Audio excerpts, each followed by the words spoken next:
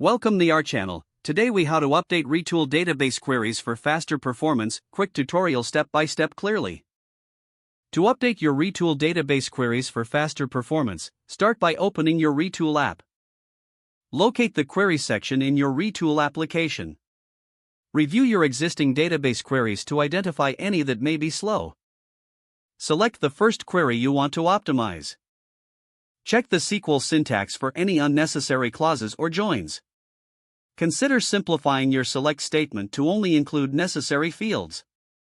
Use specific conditions in your where clause to limit the number of returned rows. If applicable, add indexes to the columns that are frequently queried. Test each query using the Run button to evaluate performance improvements. Look for options to enable caching if your queries return the same data frequently. Consider breaking larger queries into smaller, more manageable ones. If your application allows, test using stored procedures for complex logic. Analyze the results to ensure that the updates lead to faster execution times.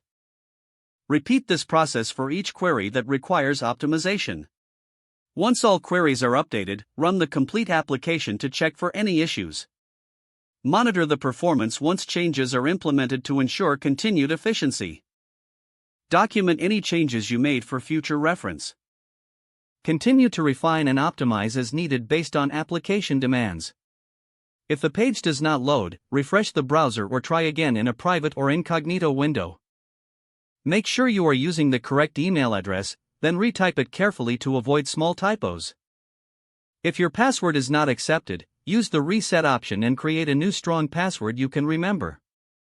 Check your spam folder for verification or security emails, then complete any requested confirmation steps. Enable two-factor authentication if available to improve account security and reduce unauthorized. After signing in, review your profile details so your contact information and settings are accurate and current. If you see an error message, note it down and try again after restarting your device and internet connection. Log out when you finish, especially on shared devices, to keep your account and payment information secure. If the page does not load, refresh the browser or try again in a private or incognito window.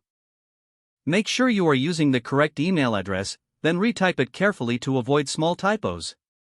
Don't forget to like this video and subscribe to our channel for more step-by-step tech guides.